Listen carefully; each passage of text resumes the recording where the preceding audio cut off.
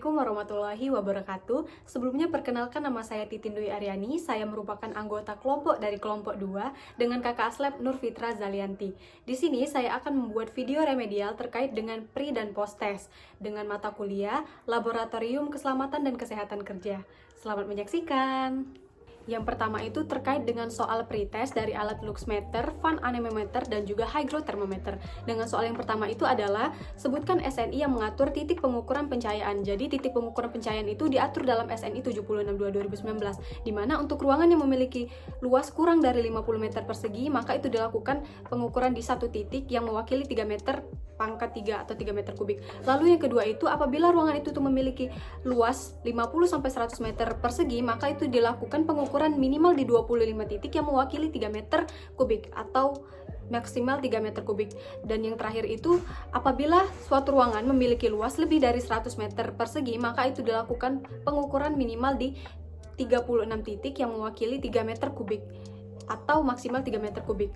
Lalu untuk soal yang kedua itu jelaskan sumber dari pencahayaan. Nah, pencahayaan itu memiliki 3 sumber. Yang pertama itu sumber pencahayaan alami, yang mana sumber pencahayaan alami itu langsung dari sinar matahari. Lalu yang kedua itu sumber pencahayaan buatan yang berasal dari lampu maupun obor, dan yang terakhir itu ada sumber pencahayaan campuran, di mana sumber pencahayaan campuran ini merupakan campuran dari sinar matahari dan juga lampu. Contohnya itu di ruangan kelas. Jadi di ruangan kelas itu tuh kita seringkali masih menghidupkan lampu, tetapi ada juga sumber pencahayaannya dari sinar matahari. Nah, itu yang dinamakan dengan sumber pencahayaan campuran. Lalu untuk soal yang ketiga itu, sebutkan gangguan kesehatan akibat pencahayaan yang tidak sesuai dengan NAB. Jadi, apabila pencahayaan itu tuh terlalu gelap, maka itu membuat mata tuh lebih terjadi kelelahan pada mata, karena mata susah untuk melihat apapun itu pada saat penerangan di suatu ruangan itu gelap. Begitupun dengan pencahayaan yang berlebih, maka itu bisa membuat mata silau. Apabila pencahayaan ini tidak sesuai dengan NAB, itu bisa mengakibatkan mata tuh menjadi rabun, kelelahan pada otot mata, bahkan juga dia tuh bakal mengakibatkan kesehatan mental kita tuh menjadi terganggu akibat susah untuk melihat dari pencahayaan yang terlalu gelap maupun terlalu terang tadi. Lalu untuk soal yang keempat itu, sebutkan parameter yang dapat diukur oleh alat fan anemometer. Jadi ada 7 parameter yang dapat diukur oleh alat fan anemometer. Yang pertama itu ada kecepatan aliran udara dengan satuan meter per sekon, lalu ada temperatur dengan satuan derajat Celcius, lalu ada kelembaban relatif yaitu persen RH, selanjutnya itu ada aliran volume udara yaitu dengan satuannya meter kubik per hour, lalu pengukuran CO2 itu ppm, selanjutnya ada titik embun dengan satuan derajat Celcius dew point, dan yang terakhir itu ada suhu basah dengan satuan derajat Celcius WBT atau wet bulb temperatur. Selanjutnya itu jelaskan cara penggunaan alat fan anemometer. Jadi di sini saya memiliki gambar sebagai ilustrasi untuk penggunaan cara fan anemometer itu sendiri. Nah, ini merupakan gambar dari alat fan anemometer, di mana untuk cara penggunaannya kita bisa menekan tombol power dulu. Tombol power itu berada di sini. Setelah itu alat itu tuh akan otomatis hidup dan dia akan ada lampu dengan sendirinya. Jadi nggak perlu mencet-mencet tombol backlight lagi karena udah ada lampu dengan sendirinya. Setelah itu kita bisa menaruh alat ini pada sumber angin atau tempat pengukuran yang akan kita ukur. Nah, setelah itu kita tuh bisa mengatur parameternya dari sini. Yang di bagian atas dia ada 3 parameter yang dapat diukur, dan di bagian bawah itu ada 4 parameter yang bisa diukur. Nah, 4 parameter di atas itu adalah kecepatan aliran udara, terus dia ada kelembaban relatif, dan juga ada pengukuran CO2. Sedangkan yang di bagian bawah itu dia yang sisa dari parameter yang udah disebutin tadi, kayak aliran volume udaranya, titik embunnya, suhu basahnya, bahkan temperaturnya. Nah, kalau udah kita tuh bisa lakuin pengukuran itu selama 10 detik. Setelah alat itu sudah 10 detik, kita bisa menghentikan pengukurannya supaya bisa kita catat hasil dari pengukurannya dengan cara menekan tombol hold ini sekali, gak usah perlu lama-lama. Terus itu bisa dihilangin tombol hold-nya dengan tekan sekali lagi. Nah, kalau misalnya kita mau melihat nilai min max, kita bisa ditekan agak lama di bagian hold ini, terus tekan lagi untuk nampilin nilai max-nya. Setelah itu untuk kembali pengukuran awal kita bisa pencet hold ini lagi. Nah, setelah itu kalau misalnya kita mau lihat average atau rata-rata, kita bisa menekan tombol ini, tombol atas ini secara lama-lama. Nah, kalau udah misalnya kita mau mematikan alat, kita bisa mematikan alat lagi dengan menekan tombol power. Lanjut, soal yang keenam itu, jelaskan cara kalibrasi dari alat fan anemometer. Jadi untuk alat dari fan anemometer ini sendiri, dia tuh tidak membutuhkan kalibrasi internal karena dia sudah dilakukan kalibrasi eksternal saja. Nah, kalibrasi eksternal itu sudah dilakukan oleh lembaga yang terstandarisasi. Selanjutnya, nomor 7. Sebutkan parameter yang diukur oleh alat hygrothermometer. Nah, untuk alat hygrothermometer itu sendiri ada 3 parameter nih yang bisa diukur, yaitu suhu, kelembaban, dan juga titik embun. Nah, satuannya itu suhu itu derajat Celcius, kelembaban itu persen RH, dan juga untuk titik embun itu satuannya derajat Celcius dew point. Soal ke-8 itu, sebutkan 3 NAB beserta regulasi dari alat hygrothermometer. Jadi, alat hygrothermometer itu, regulasi pertamanya itu diatur dalam Permenaker nomor 5 tahun 2018, di mana untuk kelembabannya itu 40-60% RH dan suhunya itu 23-25 derajat Celcius. Lalu regulasi yang kedua itu diatur dalam Permenkes nomor 2 tahun 2023 atau yang sebelumnya itu Permenkes 1077 tahun 2011. Yang mana itu untuk kelembaban itu diatur dengan 40-60% RH dan suhunya 18-30 derajat Celcius. Dan yang ketiga itu diatur dalam regulasi SNI 6572/2001 yang mana untuk kelembabannya itu 40-50% RH dan suhunya itu 22,8 sampai dengan 25,8 derajat Celcius. Selanjutnya, nomor 9 itu sebutkan komponen dari instrumen alat hygrothermometer. Nah, biar lebih jelas, aku juga bakal tunjukin nih ilustrasi dari gambarnya, supaya bisa tahu di mana aja sih letak dari instrumen itu sendiri. Nah, ini merupakan gambar dari alat hygrothermometer. Di sini kita bisa tahu nih instrumen alatnya. Di sini tentunya dia tuh ada sensor, terus dia ada di sini tuh sebenarnya ada penutup sensornya. Terus juga di alat ini tuh kita bisa lihat di situ tuh ada display itu yang ada di sini ya. Nah, itu tuh kita bisa lihat tuh hasil pengukuran kita nantinya berapa. Pada saat kita melakukan pengukuran juga angkanya tuh bakal nongol di display. Setelah itu ada beberapa tombol. Nah, seperti yang bisa kita lihat nih. Di sini ada tombol power, itu bisa nampilin pada saat kita mau hidupin alat. Setelah itu di sini ada tombol OK, terus sebelahnya itu ada tombol lampu atau backlight, ini biar nampilin lampu. Nantinya ini ada tombol mode untuk ngatur beberapa kayak satuannya, bisa ngidupin suara beep atau enggak pada saat neken tombol, dan juga bisa ngatur waktu. Dan juga di sini ada tombol hold, ini bisa untuk ngehentiin pengukuran dan juga melihat min max. Terus nomor terakhir itu dalam alat ini itu sebutkan cara kerja dari alat hygrothermometer. Nah, untuk cara kerja dari alat ini sendiri kita bisa menentuin dulu nih titik pengukurannya. Kalau pada saat praktikum waktu itu dilakuin pengukurannya itu di titik tengah ruangan. Nah, terus pengukurannya itu akan dilakukan selama 1 menit. Setelah itu kita tuh baru bisa tuh ngidupin alatnya. Cara ngidupinnya kita tinggal tekan tombol ini aja. Dia tuh gak perlu lama-lama, cukup tekan sekali dia langsung hidup. Nah, itu tuh akan otomatis ngelakuin pengukuran. Nah, apabila udah 1 menit tuh, kita bisa tekan tombol hold yang ada di sini. Nih. Tuh, nanti dia bakal nongol kan nilai min dan max-nya. Tapi untuk di display ini pada saat pengukuran dia cuma nampilin 2 parameter. Contohnya di sini ada persen RH sama derajat Celcius aja. Kalau mau lihat yang lain itu bisa kita klik OK, tapi di sini kita fokusnya misalnya dia nongolnya yang ini dulu nih, 2 ini. Kita mau lihat min max-nya di hold ini, terus pencet lagi akan nongol min max dari derajat Celciusnya, dari persen RH sama dew point-nya, titik embunnya. Terus kalau misalnya mau kembali lagi, itu kita bisa neken tombol power ini lagi. Itu bisa nampilin yang awal, baru kita tombol OK untuk melihat di bagian pengukuran hasil dari titik embun. Setelah itu kalau misalnya kita mau ngatur nih, kita mau ngubah satuannya, kita mau ngilangin suara dari alat ini, ataupun kita mau ngatur waktu pada alat ini, kita bisa tekan mode. Nanti di situ ada beberapa tampilan sampai ke menu yang kita inginkan itu, apa kita mau ngubah satuan maksud saya atau apa gitu. Itu bisa tekan mode ini. Nah, kalau misalnya kita mau ngidupin lampu dari alat ini, pengguna itu dengan tinggal ditekan aja di sini di bagian lampu. Nah, kalau misalnya kalau mau mematiin alat, kita tinggal tekan tombol power lagi di bagian sini. Selesai, mungkin itu saja untuk yang pretest pertama. Kita lanjut ke selanjutnya.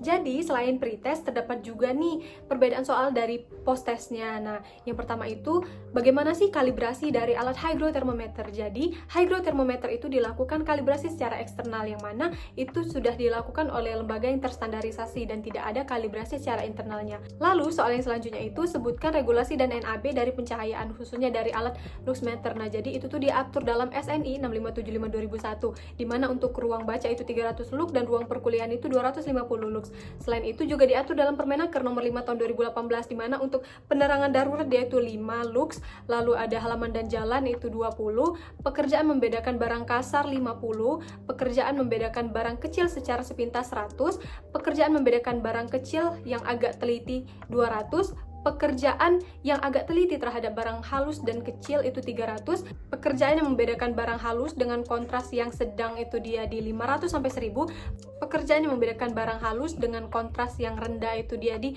500 sampai dengan 1000. Lalu untuk soal yang selanjutnya itu bagaimana sih hierarki pengendalian terhadap masalah kelembaban dan suhu yang ada pada alat hygrothermometer. Nah, jadi dia tuh bisa dilakukan eliminasi dengan cara menghilangkan penggunaan AC, lalu substitusinya dengan mengganti AC dengan yang lebih ramah lingkungan, misalnya dengan penggunaan kipas angin. Selanjutnya, rekayasa teknik dengan mengatur remote untuk mengatur suhu pada AC. Yang selanjutnya itu bisa juga dengan cara pengendalian administratif, di mana pengendalian administratif ini bisa diterapkan shift kerja, dan yang terakhir itu APD dengan menggunakan baju sesuai dengan suhu ruangan. Lalu untuk soal yang terakhir, sebutkan apa saja sih instrumen pada alat fan anemometer. Nah, untuk lebih jelasnya aku bakal liatin dulu gambaran dari alat fan anemometer lagi nih. Nah, ini merupakan alat dari fan anemometer. Nah, untuk instrumen alatnya di sini kita bisa lihat di sini ada sensor angin yang kayak kipas ini, terus ada holder untuk pegangannya, terus ada display untuk melihat hasil pengukuran dan juga nilai pengukurannya. Terus di sini ada beberapa tombol. Untuk ini tombol powernya itu untuk on off alat. Lalu di sini ada tombol hold untuk menghentiin pengukuran dan juga melihat nilai min max. Lalu di sini ada tombol atas bawah, yang atas 3 parameter, yang bawah itu 4 parameter. Lalu di tombol up ini juga itu bisa ngelihat nilai dari average-nya. Mungkin sampai sini dulu untuk pretest dan post-test dari alat fan anemometer, luxmeter, dan hygrothermometer. Kita lanjut ke pembahasan berikutnya. Lanjut untuk pretest yang selanjutnya. Nah, soalnya itu jelaskan faktor yang mempengaruhi kualitas udara. Jadi, kualitas udara itu dipengaruhi oleh 6 faktor nih. Apa aja sih sebenarnya 6 faktor itu? Nah, 6 faktor itu terdiri dari suhu, kelembaban, tekanan udara, angin, ada sinar matahari, dan juga curah hujan. Lalu yang selanjutnya itu tuliskan NAB kadar debu di lingkungan kerja beserta regulasinya. Nah, kadar debu di sini maksudnya terkait dengan alat personal pump air check esensial.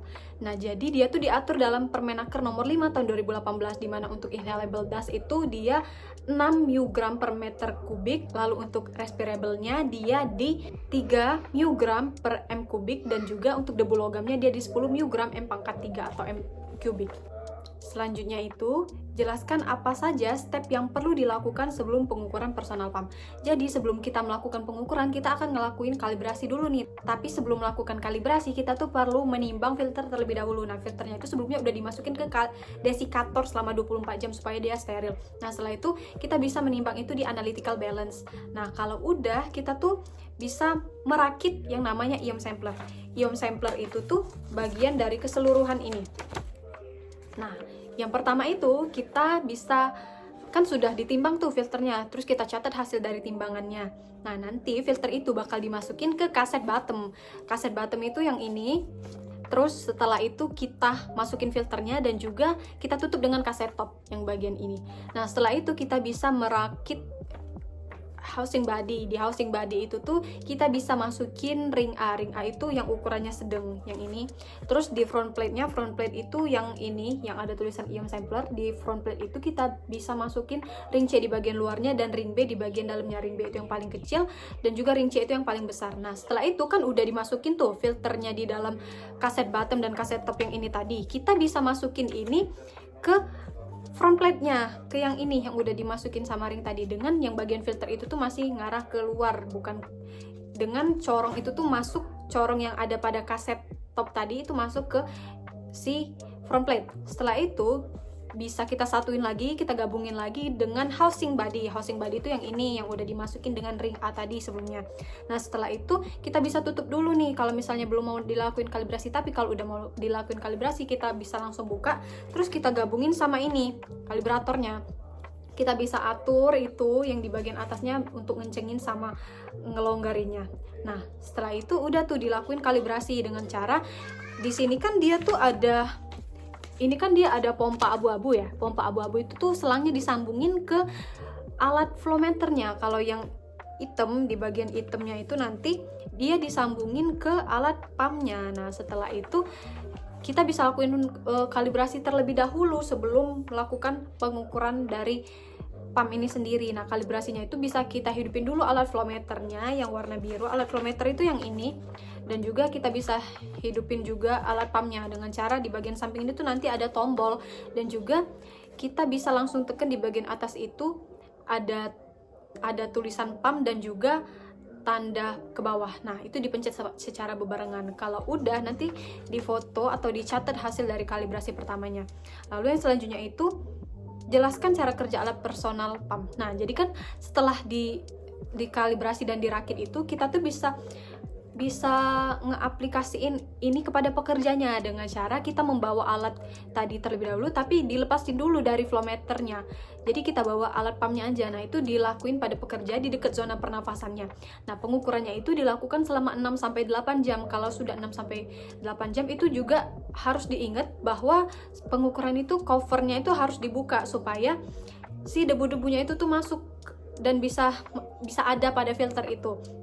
Kalau udah, nah tapi dalam pengukuran kemarin tuh itu dilakukan selama 1 menit, tapi itu sebenarnya dilakuin 6-8 jam. Kalau udah tuh itu bakal dilakuin kalibrasi kedua sama kayak yang pertama tadi. Nah setelah itu kita bisa catat hasil kalibrasinya dan juga kita bisa timbang lagi filternya. Nanti itu tuh bakal ada perhitungan. Setelah itu barulah kita matiin alatnya, baik itu alat flow meternya maupun alat personal pumpnya. Selanjutnya, jelaskan cara paling efektif menangani paparan debu yang melewati NAB.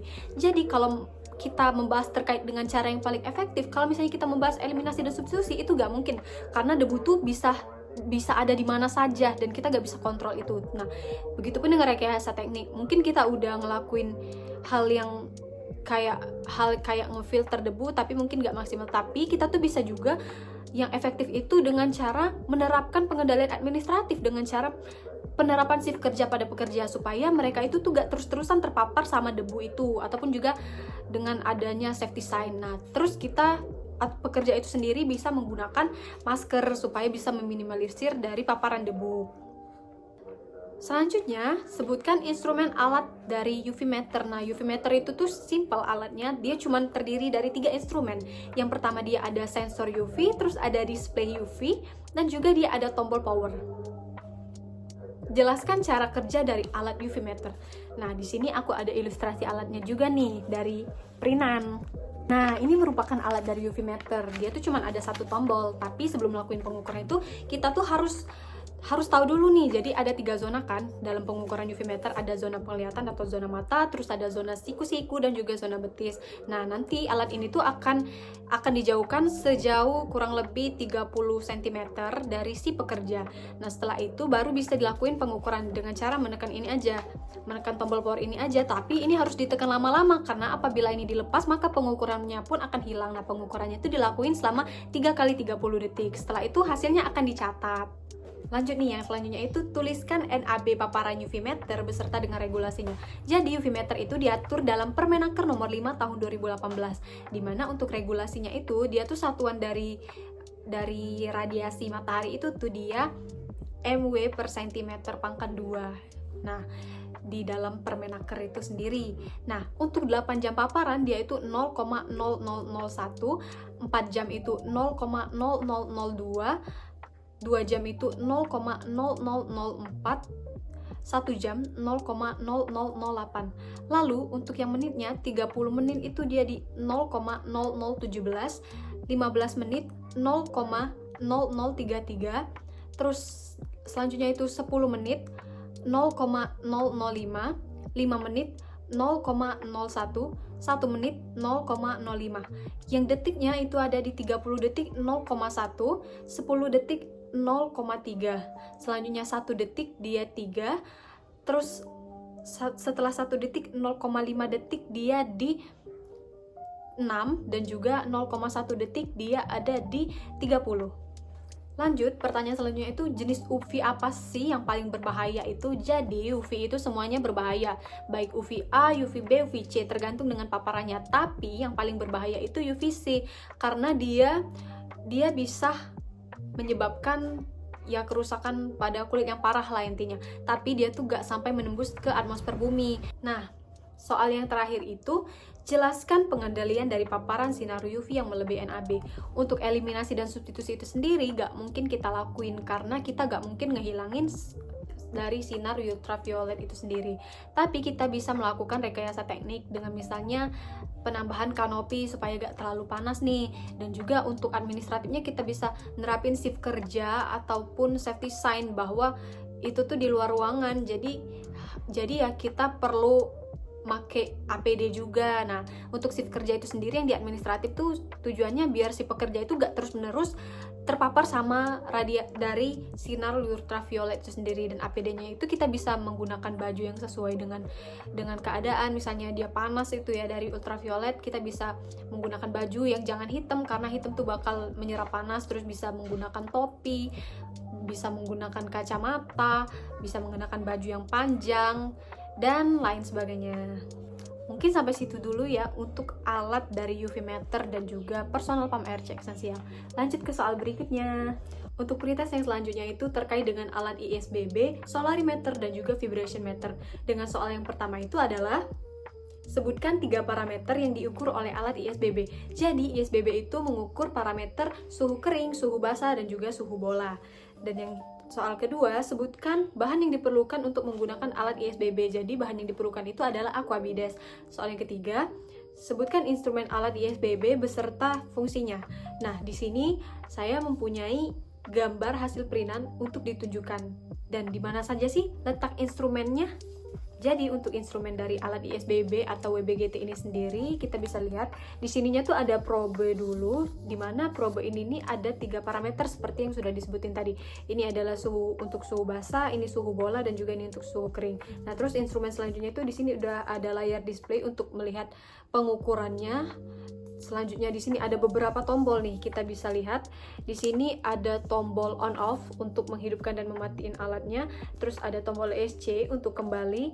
Di sini ada tombol unit. Unit ini untuk mengatur dari mengubah satuan, misalnya dia dari derajat Celcius mau ke derajat Fahrenheit dan juga derajat Kelvin. Selanjutnya di sini ada tombol fang.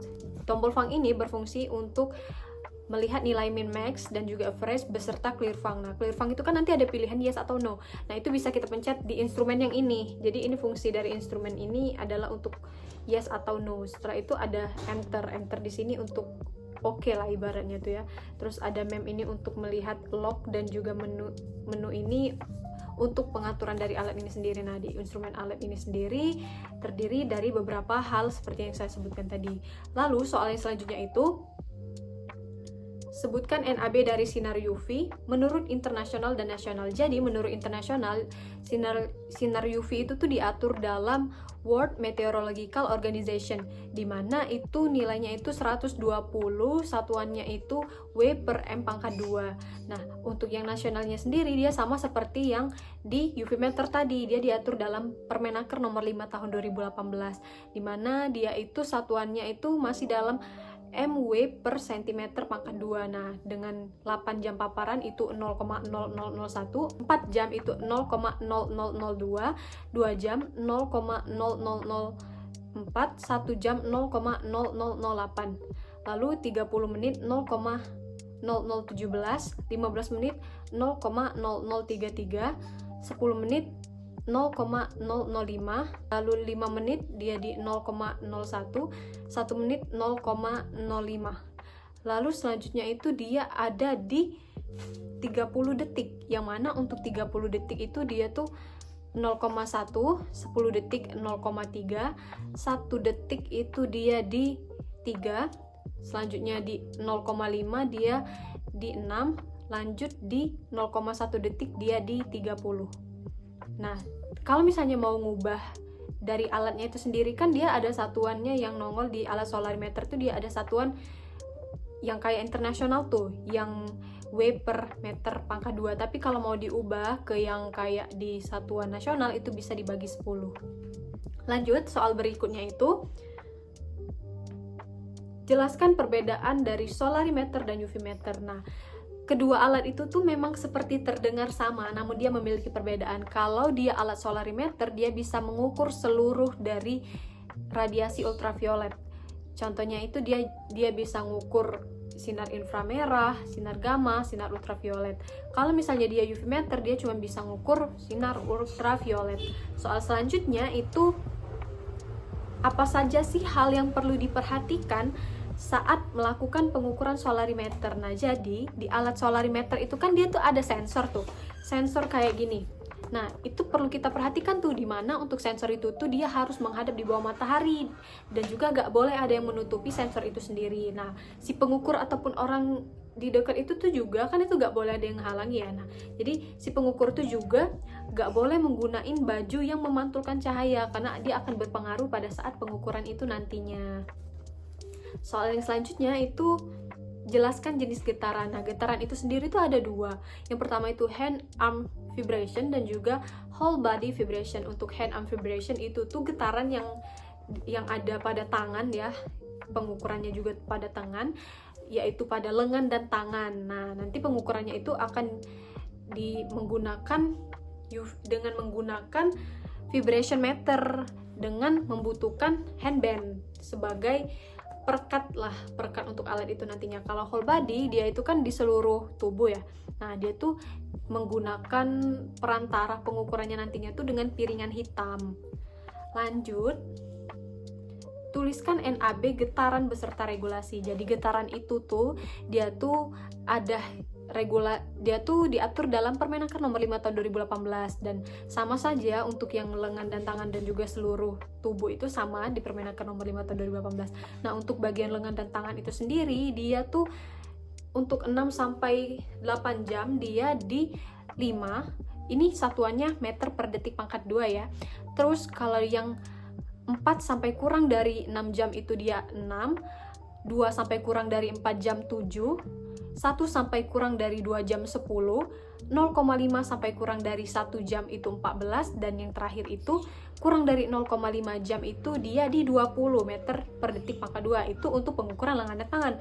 Nah, untuk di bagian seluruh tubuh dia tuh ada di 0,5 jam, yang mana itu 3,4644, lalu 1 jamnya itu dia di 2,4497, terus di 2 jamnya dia di 1,7322, 4 jamnya 1,2249, dan yang terakhir itu dia di pengukuran yang 8 jam.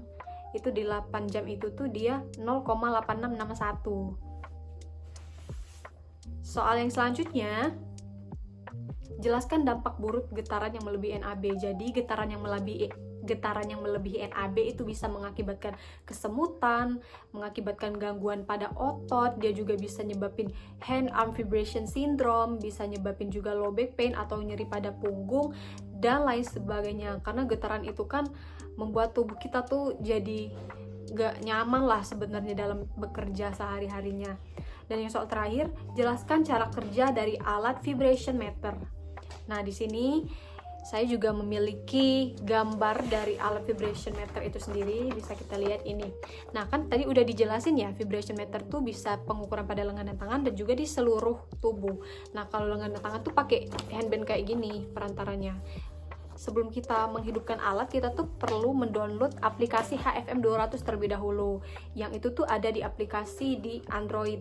Nah, kalau udah di-download, kita baru bisa ngehidupin alatnya. Hidupin alat dengan tekan power button di sini.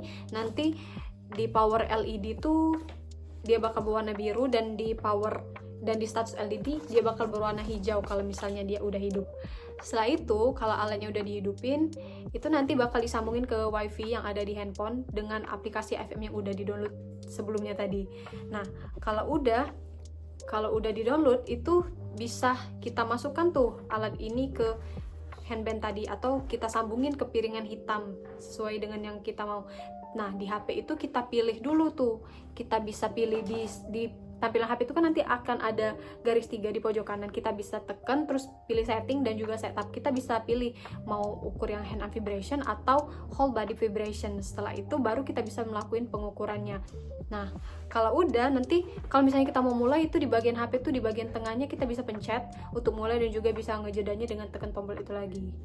Udah lakuin pengukurannya terus dimatiin alatnya dengan tekan tombol power button lagi. Mungkin sekian untuk alat dari ketiga alat, yaitu ISBB, solarimeter dan juga vibration untuk yang post test, untuk yang pre-testnya maksud saya. Kita lanjut ke selanjutnya. Nah, lanjut nih untuk pretest yang selanjutnya itu terkait dengan alat yang berhubungan dengan kelelahan, apalagi kalau bukan reaction timer, dan juga yang berhubungan dengan paru-paru nih, yaitu spirometer. Untuk soal yang pertama dari pretest ini sendiri adalah 241 sampai dengan 410 meter per sekon itu termasuk dalam kriteria kelelahan tingkat apa? Nah, jadi itu termasuk dalam kriteria kelelahan tingkat ringan. Terus soal kedua, reaction timer mengukur kelelahan pekerja melalui metode apa? Jadi dia mengukur melalui metode rangsangan.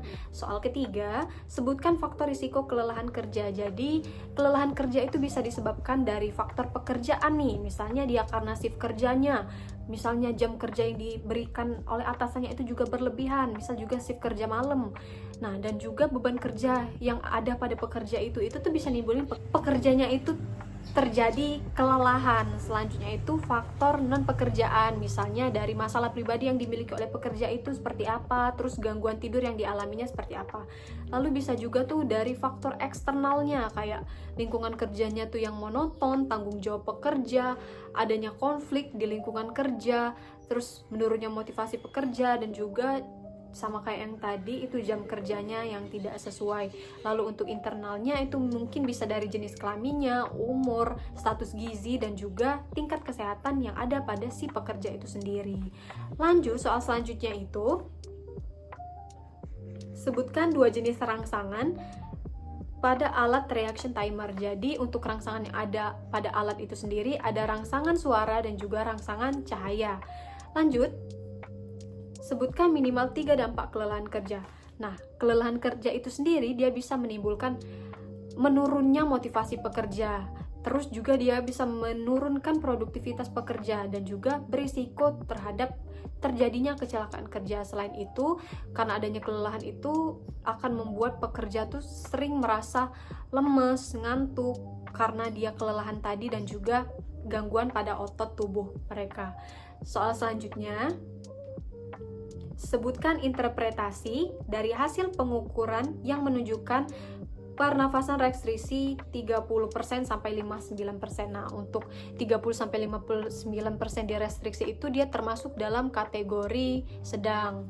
Nah, soal yang ketujuh itu soalnya adalah apa yang dimaksud dengan pernapasan restriksi dan pernapasan obstruksi. Jadi kalau pernapasan restriksi itu sebenarnya sama aja kayak menarik nafas, tapi untuk pernapasan restriksi itu lebih jelasnya itu adalah pernapasan yang masuk atau pada saat kita menghirup udara, sehingga dia tuh bisa menimbulkan penurunan, kalau gangguannya tuh dia bisa penurunan total kapasitas paru-paru yang membuat sulit bagi individu tuh untuk menghirup udara dalam jumlah yang banyak, dan itu tuh juga berpengaruh terhadap berhubungan langsung dengan elastisitas paru-paru seseorang tersebut yang merupakan kemampuan paru untuk mengembang dan kembali ke semula. Terus contohnya itu dia tuh ada obesitas, terus dia ada pleura dan juga fibrosis. Nah, kalau misalnya dia obstruksi itu adalah udara yang dikeluarkan atau pernapasan yang dikeluarkan. Dengan gangguannya itu misalnya gangguan pada saat mengeluarkan nafas, misalnya pada penyakit asma, terus dia ada bronkitis maupun PPOK. Selanjutnya, berapa kali sih dilakukan percobaan pengukuran pada setiap pasien dan hasil mana sih yang dipilih pada alat spirometer? Jadi, untuk alat spirometer itu dilakukan 3 kali pengukuran. Nah, pengukuran yang paling baik itu pada saat pengambilan dan penghembusan nafas pada alat spirometer itu sendiri itu yang akan diambil untuk dijadikan hasil dari pengukuran menggunakan alat spirometer itu sendiri. Lalu yang ke-9, sebutkan komponen unit pneumatograf di alat spirometer. Nah, di alat pneumatograf itu tuh ada komponennya seperti paper mouthpiece. Paper mouthpiece itu tuh berada di bagian bawah ya. Terus ada sensor itu tuh sensor spirometri. Lalu di atasnya tuh ada paper mouthpiece. Nah, terus di bagian samping tengahnya itu nanti ada silicone seal. Setelah itu baru ke alat pneumakartograf itu nanti disambungin. Nah, itulah yang dimaksud dengan komponen unitnya. Dan yang terakhir itu, sebutkan minimal 3 fungsi dari alat spirometer. Jadi alat spirometer tuh kita tuh dengan adanya itu kita tuh bisa menilai fungsi pernafasan, terus juga itu bisa menjadi deteksi awal atau deteksi dini dan juga sebagai tindakan lanjut. Maksudnya supaya mengetahui tindak lanjut dari hasil yang memang sebelumnya telah memiliki gangguan paru-paru, dan juga dia tuh bisa mengukur kapasitas vital dari paru-paru itu sendiri. Mungkin cukup sekian untuk dari alat reaction timer dan juga spirometer. Bye-bye, kita lanjut ke pembahasan selanjutnya. Nah, ini udah pretest yang terakhir nih. Alat apa ya coba? Ya, itu adalah alat Aeroqual S500 dan juga HVAS. Nah, untuk soal yang pertama itu adalah sebutkan instrumen alat Aeroqual S500. Mungkin untuk lebih memudahkan, aku kasih ilustrasi gambarnya lagi aja kali ya. Ini adalah alat dari Aeroqual S500 itu sendiri. Nah, untuk instrumennya, di situ tuh ada kepala sensor. Nah, kepala sensor tuh berada di bagian atas atau ini. Terus di sini ada display untuk melihat pengukurannya, hasil pengukuran juga. Terus di sini ada beberapa tombol nih, kita bisa lihat nih. Ini ada tombol power, itu untuk menghidupin alatnya. Terus di sini ada tombol mute untuk mematikan alat pada saat dia udah bunyi bip bip bip setelah warming up itu selesai. Di sini ada tombol enter untuk memilih beberapa hal kayak pengukurannya. Terus di sini ada tombol up dan tombol down. Nah, itu untuk instrumennya. Dan juga soal yang kedua itu, sebutkan parameter yang dapat diukur oleh alat Aeroqual. Nah, jadi Aeroqual itu tuh dia bisa mengukur parameternya ada 5, yaitu karbon dioksida atau CO2, karbon monoksida atau CO, terus dia bisa mengukur VOC, udara campuran, terus dia juga bisa mengukur NMHC atau non-metan hydrocarbon, dan yang terakhir dia juga bisa mengukur ozon. Soal yang ketiga, sebutkan baku mutu dari parameter CO2. Nah, jadi CO2 itu dia tuh diatur dalam Permenaker Trans nomor 5 tahun 2018, yang mana itu untuk baku mutunya itu dia di 9.000 mg per meter kubik. Lalu sebutkan interpretasi level pencemaran udara apabila ISPU menunjukkan angka 300-500, itu termasuk dalam kategori yang berbahaya karena dia berada di 300 sampai lebih dari 300 tuh, bahkan sampai 500 kan. Lalu soal yang selanjutnya, sebutkan minimal 3 dampak pencemaran udara. Seperti yang kita tahu, pencemaran udara tuh dia tuh bisa ngakibatin dampak pada pernafasan seseorang. Jadi dia bisa nyebabin ISPA seperti sesak napas, batuk, dan juga dia tuh bisa nyebabin kayak bronkitis, kanker paru, PPOK, bahkan dia juga bisa nyebabin iritasi pada mata. Selanjutnya itu soal ke-6, sebutkan instrumen dari alat HVAS. Nah, alat HVAS itu banyak tuh instrumennya. Nah, dia tuh kalau misalnya kita lebih memudahkan, mungkin kita bisa lihat gambarnya juga ya. Untuk instrumen dari alat HVAS itu sendiri ada banyak nih. Nih kita bisa lihat dari gambar ini.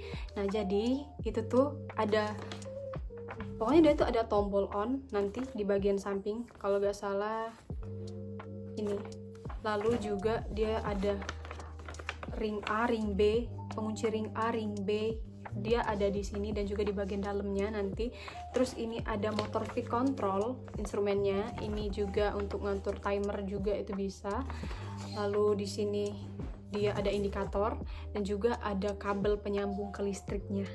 Nah, di alat HVAS ini sendiri instrumennya itu juga terdiri dari kertas filternya nantinya. Dia juga ada yang namanya flow rate dan juga pompa. Dan tidak lupa juga ya, di situ tuh ada display.